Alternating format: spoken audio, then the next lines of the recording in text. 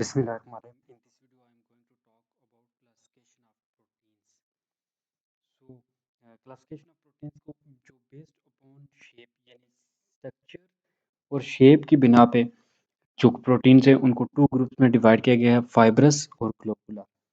ये दो तरह की प्रोटीन्स होती हैं, फाइब्रस और ग्लोबुलर प्रोटीन। अब जो फाइब्रस प्रोटीन्स होती हैं, these proteins have fiber और filament like shape, यानी रेशू की तरह जिस प्रोटीन्स की शेप होती है उसको हम फाइब्रस प्रोटीन्स कहते हैं। Therefore they exist in secondary structure. तो क्योंकि ये फिलामेंट लाइक यानी थ्रेड लाइक हैं, बिल्कुल जो है रेशो में पाई जाती हैं, इसलिए इनमें सेकेंडरी स्ट्रक्चर होता है। दीज प्रोटीन्स आर ये इनसॉल्युबल होते हैं इन एक्वस मीडियम। एक्वस यानी जो पानी वाला वाटरी मीडियम होता है उसमें ये इनसॉल्युबल हैं। इलास्टिक इन नेचर है, इलास्टिसिटी होती है इनमें नेचर में, यानी लचकदार है। And can not be crystallise, और इनको आप क्रिस्टलाइज नहीं कर सकते। इसकी एग्जांपल में आती है कोलेजन है, फाइब्रोनेजन है जो आपके प्लाज्मा में पाई जाती है। देन एक्टिन है, जो एक्टिन, मायोसिन और केराटिन। केराटिन जो है वो केराटिन जो है ना वो आपके नेल्स वगैरह में पाई जाती है। इस तरह जो मायोसिन है मसल वगैरह में, और एक्टिन जो है वो जो ट्यूब्यूल माइक्रोफिलामेंट वगैरह में पाई जाती है। तो ये थी fibrous protein. Next globular protein. अब ग्लोबुलर प्रोटीन है, इनके जो होती है वो स्फेरिकल और ग्लोब्यूल, यानी स्फेरिकल यानी गोलाई जो ना इस तरह स्फेयर लाइक, या फिर जो है ग्लोब्यूल लाइक स्ट्रक्चर्स होते हैं, शेप्स होती हैं। इसलिए ये एग्जिस्ट करते हैं टर्शरी और क्वाaternary स्ट्रक्चर में, यानी ये कॉम्प्लेक्स होती है। जो फाइब्रस होती है वो इतनी कॉम्प्लेक्स नहीं होती, वो सेकेंडरी जो है वो स्ट्रक्चर में पाई जाती हैं, जबकि जो ग्लोबुलर है वो टर्शरी या फिर क्वाaternary स्ट्रक्चर में पाई जाती हैं ड्यूरिंग फंक्शन। ये सॉल्युबल है एक्वस मीडियम में, यानी जो वाटरी मीडियम है उसमें ये इजीली हाल पजीर है।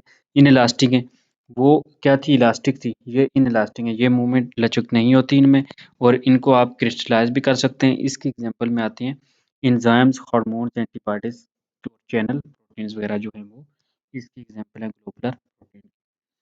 अब हम नेक्स्ट देख लेते हैं कि रोल क्या है प्रोटीन्स का हमारी बॉडी में, प्रोटीन्स क्या रोल प्ले करती हैं। अब प्रोटीन जो है ना वो वेरी इंपॉर्टेंट स्ट्रक्चर है एक सेल में। ये वर्चुअली ऑल जो सेल फंक्शन है उनमें इन्वॉल्व होती हैं। हर प्रोटीन का एक स्पेसिफिक फंक्शन वो परफॉर्म करती है बॉडी में। कुछ प्रोटीन जो है वो इन्वॉल्व होती हैं सपोर्ट और कंपोजिशन बॉडी के पार्ट में, जैसे स्ट्रक्चर रोल। जबकि कुछ जो होती हैं वो फिजियोलॉजिकली जो हमारी बॉडी की होती है एक्टिविटीज उनको परफॉर्म करने में हेल्प देती है। कुछ जो हैं वो डिफेंस प्रोवाइड करती हैं हमें अगेंस्ट द जर्म्स। उनको ये फंक्शनल रोल्स हैं कि कुछ जो है वो स्ट्रक्चर बनाती हैं, कुछ जो है हमें फिजियोलॉजिकल एक्टिविटीज परफॉर्म करने में हेल्प करती हैं, और कुछ चंद जो हैं वो हमें डिफेंस डिफेंस प्रोवाइड करते हैं अगेंस्ट जर्म्स। अब लिस्ट जो सेवरल प्रोटीन के वो नीचे टेबल में दिखाई गई है। अब सबसे पहले हम बात करते हैं लिस्ट ऑफ स्ट्रक्चर प्रोटीन की। स्ट्रक्चर के लिहाज से प्रोटीन सबसे पहले बात की है उसने कोलेजन प्रोटीन जो है उनकी। तो उसने कहा है कि इनका कोलेजन प्रोटीन का अगर रोल देखा जाए तो ये एस्टेब्लिश करते हैं matrix of bone and cartilage, कि बोन और कार्टिलेज के जो मैट्रिक्स होता है उसमें कोलेजन फाइबर या कोलेजन प्रोटीन पाई जाती है। दूसरा इलास्टिन।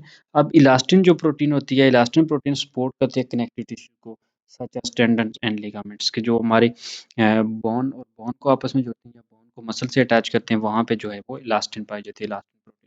केराटिन जो है ये पाई जाती है आउटर प्रोटेक्टिंग कवरिंग को स्ट्रेंथन मजबूत करती है, जिसमें हमारे हेयर हैं, नेल्स हैं, क्विल्स हैं, फीदर्स हैं वगैरह जो है ना वो फीदर जो बर्ड्स के, हॉर्न्स हैं जो जानवरों के सींग वगैरह हैं, और बीक्स हैं जो चोंच वगैरह होती है परिंदों की, इनमें जो है वो केराटिन पाई जाती है। और नेक्स्ट है हिस्टोन। हिस्टोन जो डीएनए क्रोमोसोम के अंदर जो डीएनए होता है उसके साथ जो है ना हिस्टोन प्रोटीन अरेंज होती है। तो ये इनका फंक्शन था स्ट्रक्चर के लिहाज से। अब लिस्ट ऑफ फंक्शनल प्रोटीन, वो स्ट्रक्चरल प्रोटीन से ये फंक्शनल प्रोटीन का लिस्ट है। अब सबसे पहले एंजाइम्स आते हैं। एंजाइम्स एक बायोलॉजिकल कैटलिस्ट है जो कंट्रोल करता है मेटाबॉलिज्म और बायोकेमिकल रिएक्शन को स्पीड अप करता है। दूसरे नंबर पे आते हैं हार्मोन्स। हार्मोन जो है ना वो इन्वॉल्व होते हैं regulation of the physiological activity, जिसमें रेगुलेशन ऑफ ग्लूकोज लेवल यानी इंसुलिन, और वो जो है वो ग्लूकागोन, फिर कैल्शियम लेवल, डाइजेशन और फूड प्रेशर वगैरह जो है ना हमारा ब्लड प्रेशर वगैरह को हार्मोन्स कंट्रोल करते हैं। एंटीबॉडीज। एंटीबॉडीज जो हमारे वाइट ब्लड सेल्स के जो है ना इन रिस्पॉन्स टू हमें एंटीजन यानी कोई फॉरेन बॉडी जो हमारी बॉडी में पार्टिकल हमारे इंटर होता है बॉडी में, उसके अगेंस्ट हमें इम्यूनिटी प्रोवाइड करते हैं antibodies. Haemoglobin. Haemoglobin red blood cells में पाई जाती है। इसका फंक्शन ये होता है कि ये ऑक्सीजन को ट्रांसपोर्ट करती है और कार्बन डाइऑक्साइड को टू सम एक्सटेंट दोबारा जो है ना वो बॉडी से बाहर भेजने फाइब्रिनोजेन, अब जो फाइब्रिनोजेन है वो ब्लड प्लाज्मा में पाई जाती है। ये इन्वॉल्व होती है ब्लड क्लॉटिंग प्रोसेस में। ओवल जो है ओवल ब्यूमेन एंड कैसियन। अब जो ओवल ब्यूमेन है is found in egg, egg white में पाई जाती है, और जो कैसियन है वो मिल्क बेस्ड प्रोटीन है। दोनों जो इन्वॉल्व होती हैं वो स्टोरेज ऑफ अमाइनो एसिड करती हैं। So all thank you in this video. That's all in this video. Thank you for watching Education Academy.